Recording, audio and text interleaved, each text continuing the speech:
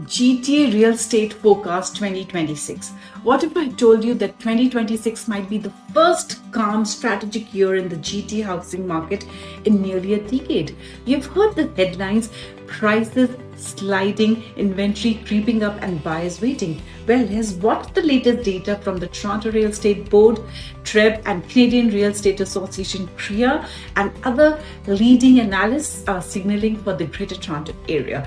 If you're a buyer, seller, or investor, you absolutely need to know what's coming and how to position yourself now. Let's dive in.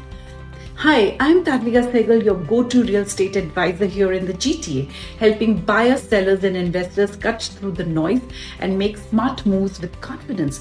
In this video, we unpack the 2026 forecast for the GTA market, the good, the cautious, and what you should be doing right now to get ahead. Stick with me till the end. What is the current market snapshot? First, let's take the context. Recent stats show the average home sold price in the GTA is around $1,059,000, down by 4.3% year over year, according to WOVA, World of Wealth and Assets, Toronto-based real estate data and financial comparison site. The benchmark price is roughly $960,000, down by 5.5%. Listings are up, buyers have more choice. For example, sales in the GTA for September 2025 rose about 12% year over year, but in the condo segment especially, prices remain under pressure. According to TD Economics, GTA condos are expected to continue seeing weakness into 2025 with only modest recovery in 2026. So bottom line, more listings, slow growth, negotiation power tilting somewhat towards buyers, but still a long road to full normalcy. What the forecast say for 2026? Let's zoom ahead to 2026 and what the top institutions are forecasting. The Canadian Real Estate Association CREA forecast sees national home sales rebounding by about 6.3% in 2026.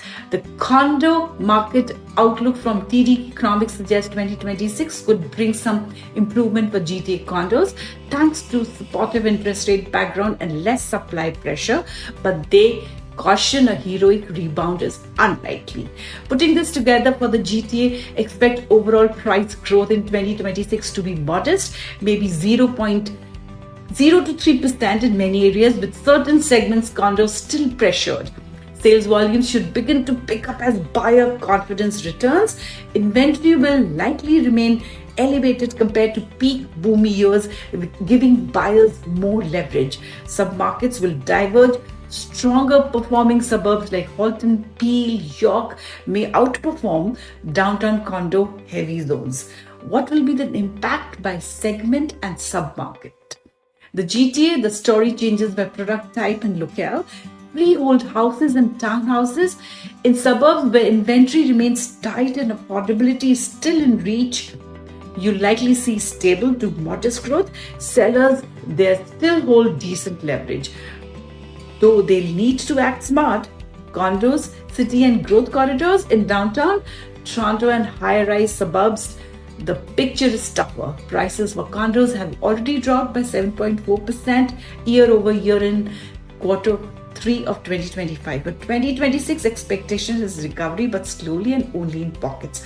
Sub-market divergence, if you're in the area like Vaughan, Milton, Whitby, or places with transit growth and high employment, they're likely to outperform. If you're in a core Toronto condos or ultra high-end detached, expect more competition, longer days on market, and tempered price growth.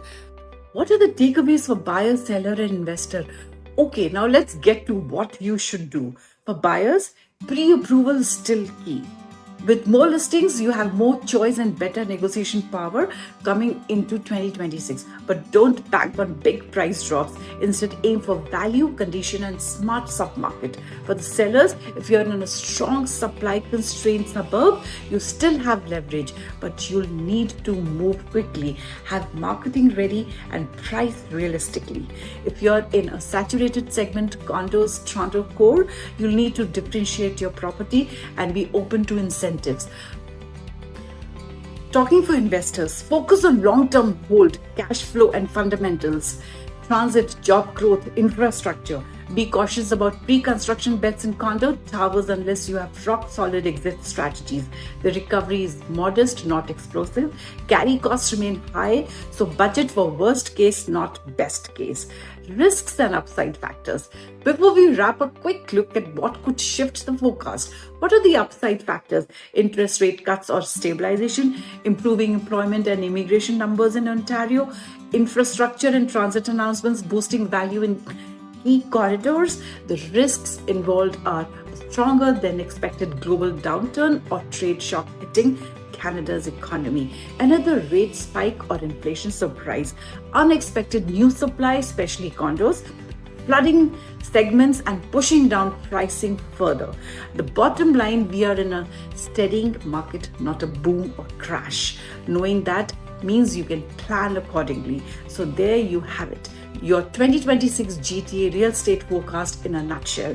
Modest growth, more negotiation power for buyers. Sellers still have opportunities if they are strategic investors. Need long-term focus.